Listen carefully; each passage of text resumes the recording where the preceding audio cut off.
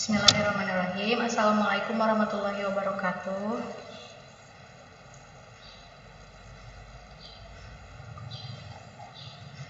Mohon maaf karena tadi ada kendala teknis karena kameranya tidak muncul. Sebelum kita mulai pembelajarannya, alangkah lebih baiknya kita berdoa terlebih dahulu. Bismillahirrahmanirrahim. Berdoa dimulai.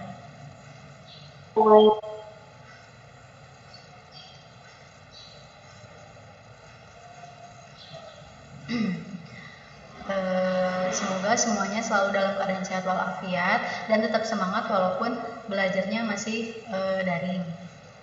Nah, untuk pembelajaran pada hari ini kita akan belajar mengenai termodinamika.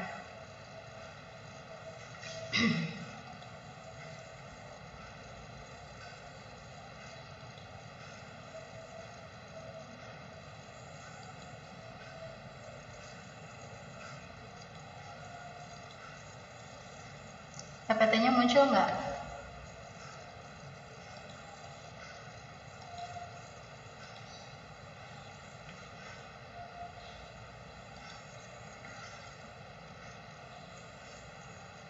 PPT-nya sudah muncul? Muncul, Kak. Nah, untuk pembelajaran hari ini kita akan membahas mengenai termodinamika. Atas, Pak. Bisa.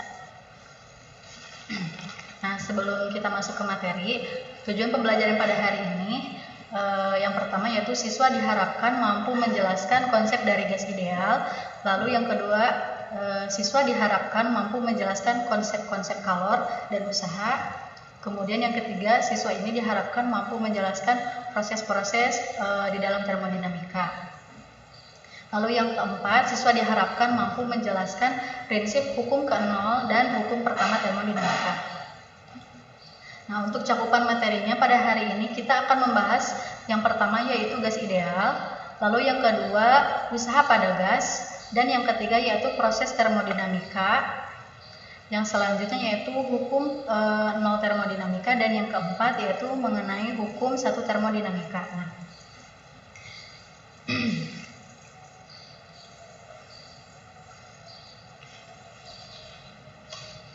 sebelum kita masuk ke materi,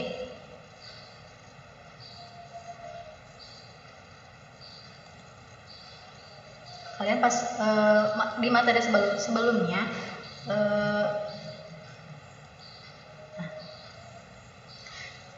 kalian pasti pernah kan mengendarai sepeda motor ataupun menaiki sebuah mobil.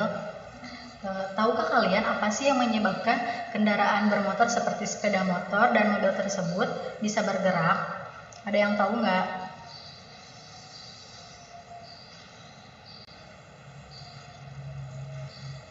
Nah, sepeda motor dan mobil tersebut bisa bergerak karena mobil dan motor ini menggunakan mesin berbahan bakar bensin. Lalu hasil dari pembakaran bahan bakar ini akan diubah menjadi energi gerak. Kendaraan bermotor seperti mobil, motor ini dapat bergerak karena adanya perubahan energi pada mesin kalor. Nah, apa sih yang disebut dengan mesin kalor? Ada yang tahu nggak apa itu mesin kalor? Baik, mesin kalor atau biasa disebut juga dengan mesin Carnot adalah suatu alat yang berfungsi untuk mengubah energi panas menjadi energi mekanik. Sebelumnya kan kalian sudah belajar ya di materi yang minggu kemarin yaitu mengenai teori kinetik gas. Nah, apa sih yang dimaksud dengan gas ideal? Lalu bagaimana sifat-sifat atau karakteristik dari gas ideal tersebut? Nah, teori sebelumnya ini sangat berkaitan erat dengan termodinamika. Apa sih yang kalian ketahui tentang termodinamika? Nah, untuk mengetahuinya kita bahas satu-satu. Gas ideal sendiri pada kehidupan nyata sebenarnya gas ideal itu tidak pernah ada.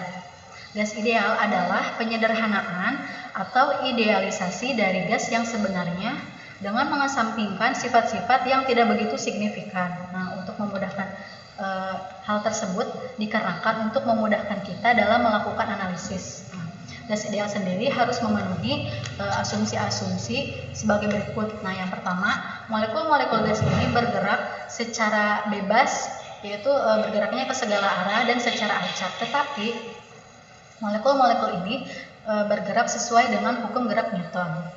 Yang kedua, molekulnya ini jumlahnya sangat banyak. Kemudian, gaya-gaya yang bekerja di antara molekul ini diabaikan kecuali gaya impuls selama tumbukannya berlangsung. Yang keempat yaitu tumbukan antara molekul-molekul atau tumbukan antara molekul dengan dinding adalah tumbukan elastis sempurna. Kemudian, selama molekul gasnya sama, jadi antar molekul satu dengan yang lainnya ini tidak bisa dibedakan.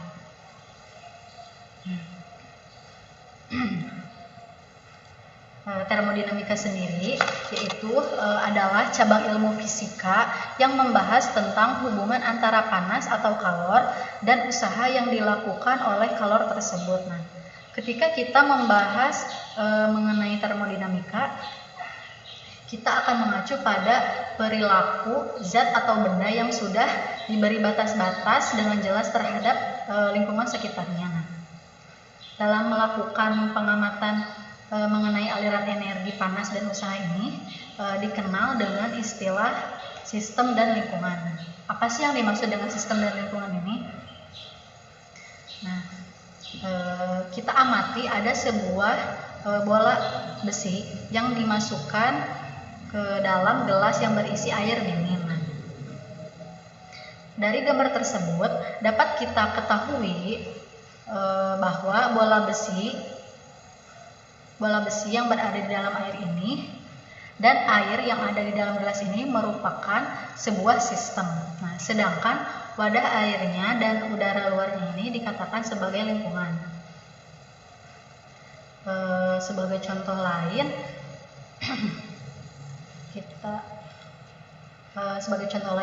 kita contohkan yaitu seperti air yang ada di dalam sebuah termos. Nah, air yang ada di dalam termos tersebut dikatakan sebagai sistem, sedangkan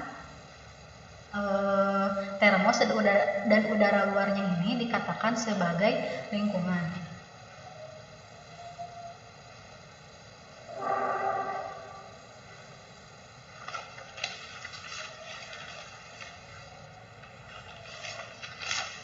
Nah, jadi dapat disimpulkan bahwa sistem dan lingkungan ini, sistem ini dalam termodinamika diartikan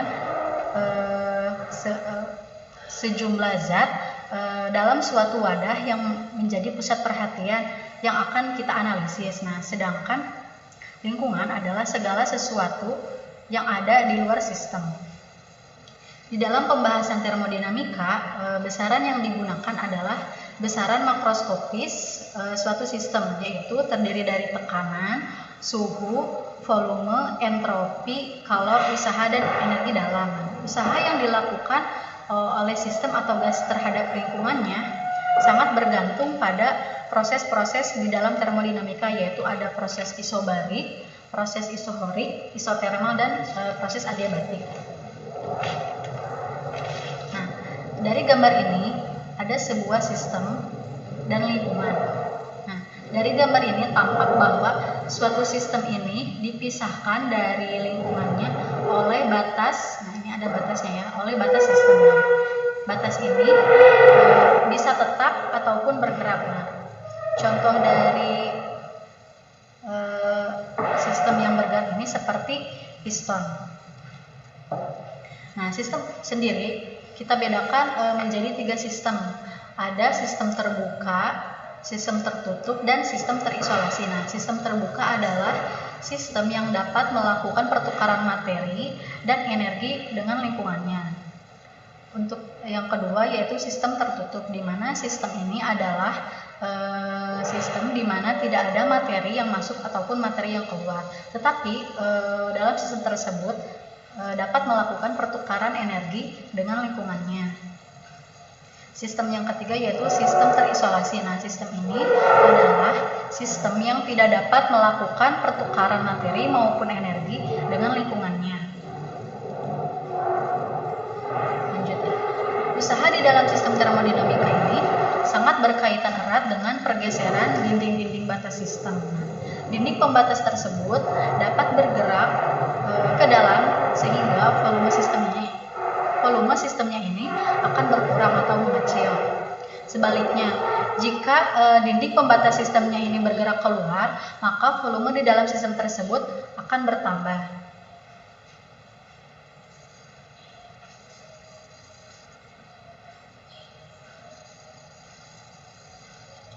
Nah, kita tinjau ya, untuk agar lebih paham, ada sebuah tabung yang berisi gas yang ditutup oleh sistem yang bisa bergerak naik turun. Nah, ketika gas yang ada di dalam tabung ini kita panaskan, maka pistonnya ini akan berpindah sejauh delta S. Nah, ini sejauh delta S, karena gas di dalam tabung tersebut akan memuai dan volumenya ini berubah dari volume awal V1 berubah menjadi volume akhir yaitu V2. Nah, dari gambar tersebut kita dapat persamaan usaha yang dilakukan gas yaitu W sama dengan P dikali delta V. Nah, di mana delta V-nya ini perubahan V2 min V1. Nah, untuk W-nya ini adalah usaha. P-nya ini adalah tekanan pada gas. Dan delta V-nya ini perubahan V akhir dan V awal.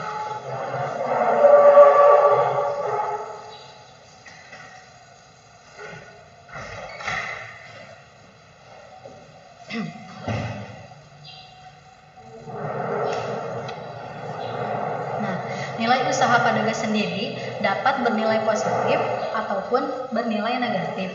Nah, hal ini bergantung pada ketentuan. Yang pertama, jika gas memuai sehingga perubahan volumenya ini akan bernilai positif. Gas atau sistemnya ini dikatakan melakukan usaha yang menyebabkan volumenya ini akan bertambah. Nah, dengan demikian usaha atau W sistemnya ini akan bernilai positif.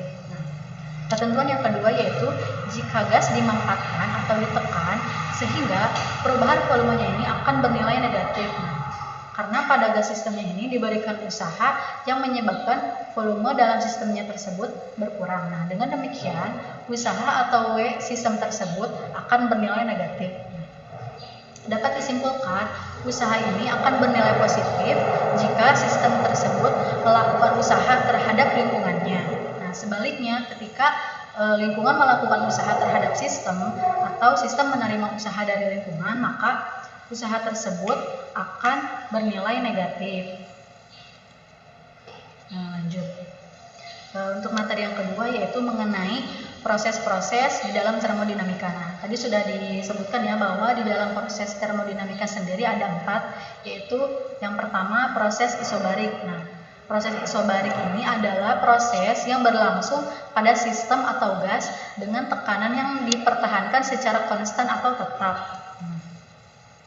Jika volume bertambah, berarti gas tersebut melakukan usaha. Nah, jadi usaha tersebut akan bernilai positif. Nah, proses ini dinamakan dengan proses ekspansi. Nah, sebaliknya, jika volume gasnya berkurang, berarti usaha tersebut akan bernilai negatif. Nah, proses ini dinamakan dengan proses kompresi. Kita lanjut ke materi selanjutnya yaitu mengenai hukum ke-0 termodinamika. Apa sih yang dimaksud dengan hukum ke-0 termodinamika? Baik. Hukum ini menyatakan bahwa jika ada dua benda masing-masing dalam kesetimbangan termal dengan benda ketiga, maka benda-benda tersebut berada dalam kesetimbangan termal antara satu dengan yang lainnya. Nah, kesetimbangan termal ini diartikan bahwa ketika dua benda bersentuhan dengan benda lain dan dipisahkan oleh penghalang yang bersifat permeabel terhadap kalor, tidak akan ada transfer dari satu benda ke benda yang lain. Nah, kita perhatikan di sini ada gambar yaitu benda A, B, dan C. Nah, ketika benda A dan B dan C ini kita dekatkan atau sentuhkan, maka suhu benda A ini akan sama dengan suhu benda B. Lalu suhu benda B ini akan sama dengan suhu pada benda C.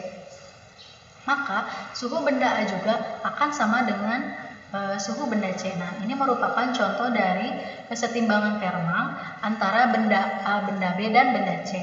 Nah, kalor sendiri dapat berpindah dari benda yang memiliki suhu tinggi ke benda yang memiliki suhu lebih rendah. Nah, dalam kehidupan sehari-hari, kita bisa menemukan banyak fenomena yang menggambarkan hukum ke-0 termodinamika. Nah, misalnya pada saat kita akan membuat air hangat untuk mandi, nah kita akan mencampur air panas dengan air dingin. Nah, proses tersebut akan terjadi di mana kalor ini akan berpindah dari air panas ke air dingin. Nah, proses perpindahan kalor ini berlangsung beberapa saat hingga tercapai kesetimbangan termal antara air panas dengan air dingin. Nah, pada saat tercapai kesetimbangan termal antara air panas dengan air dingin ini, maka temperatur air panas ini akan menurun, sedangkan temperatur air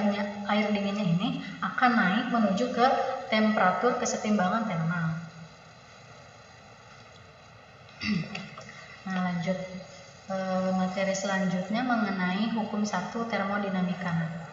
Hukum ini menyatakan bahwa kalor yang masuk atau kalor yang keluar dari sistemnya ini akan sama dengan kerja yang dilakukan, kemudian ditambah dengan energi dalam sistem. Nah, hukum 1 termodinamika ini dapat kita tuliskan persamaannya di mana, yaitu Q sama dengan delta U plus W. Nah, di mana Q-nya ini adalah kalor yang diterima atau yang dilepas oleh sistem, kemudian delta U-nya ini adalah perubahan energi dalam, yaitu U2 min U1, di mana U2-nya ini U akhir dan U1-nya ini energi dalam awal.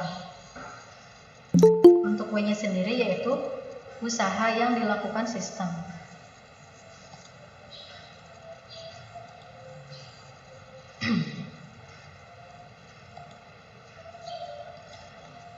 Nah, pada hukum 1 termodinamika sendiri berlaku peraturan atau ketentuan-ketentuan yang harus diperhatikan. Nah, yang pertama, Q atau kalornya ini akan bernilai positif jika sistemnya ini menerima kalor dari lingkungan.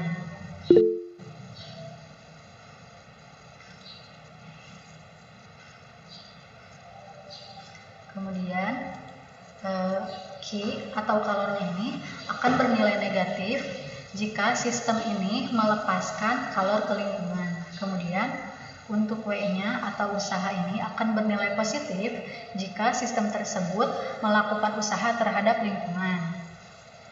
Dan yang keempat, usaha ini akan bernilai negatif jika sistem menerima usaha dari lingkungan. Sebelumnya, dari materi yang saya sampaikan, apakah ada yang ingin bertanya?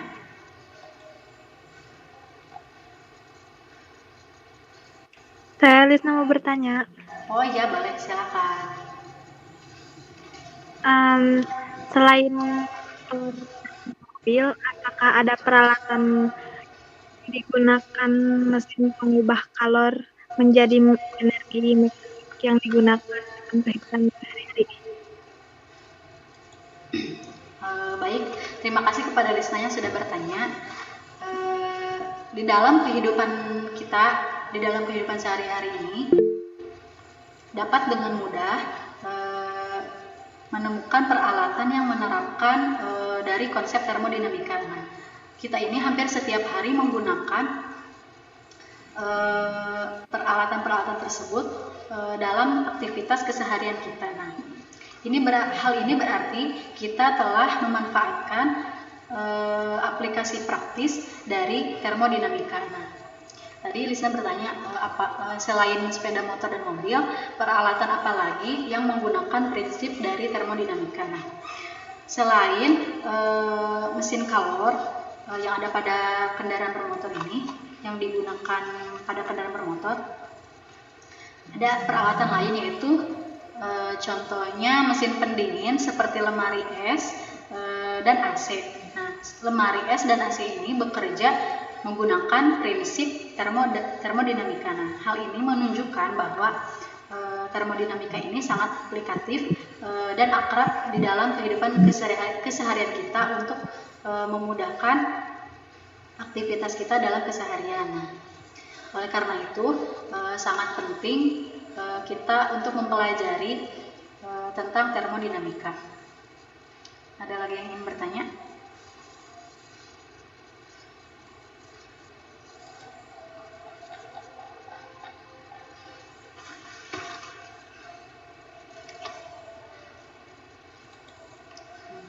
Jika tidak ada yang ingin bertanya lagi, dapat kita simpulkan bahwa materi yang kita pelajari hari ini yang pertama yaitu mengenai sistem termodinamika. Nah, sistem termodinamika ini diartikan sebagai sejumlah zat di dalam suatu wadah yang menjadi pusat perhatian kita yang akan dianalisis. Kemudian lingkungan di dalam termodinamika ini didefinisikan sebagai segala sesuatu yang berada di luar sistem dan mempengaruhi sistem. Nah, sistem sendiri di dalam termodinamika ini dibedakan menjadi 3 macam. Ada sistem terbuka, yang kedua yaitu sistem tertutup, dan yang ketiga sistem terisolasi. Nah, proses yang berlangsung pada suatu sistem ini ada 4, tadi sudah disebutkan ya, yaitu ada proses isobarik, proses isokorik, dan yang ketiga proses isotermal, dan yang keempat yaitu proses adiabatik.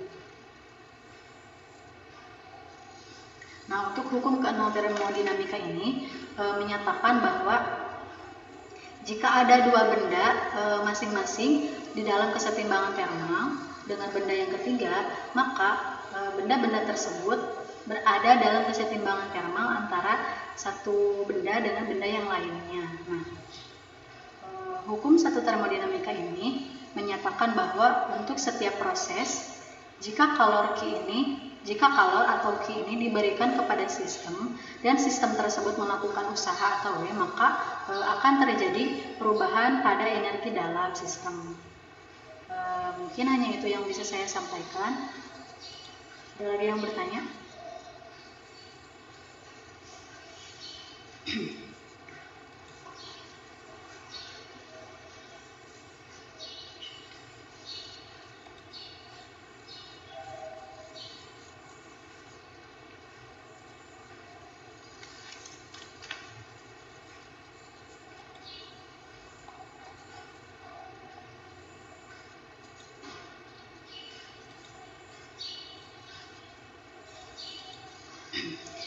Jika tidak ada yang ditanyakan, saya cukupkan sekian. Mohon maaf banyak kekurangannya. Jika ada yang ingin bertanya, boleh melalui WA Group. Nanti akan saya kirimkan untuk tugas LKPD hari ini ya. Nah, mohon maaf banyak kekurangannya. Terima kasih kepada yang sudah hadir dan menyempatkan waktunya. Terima kasih atas perhatiannya. Tetap semangat, jaga kesehatan. Tetap semangat belajar dari rumah. Jangan bosan. Makasih ya. Mohon maaf banyak kekurangannya. Wassalamualaikum warahmatullahi wabarakatuh. Waalaikumsalam warahmatullahi wabarakatuh.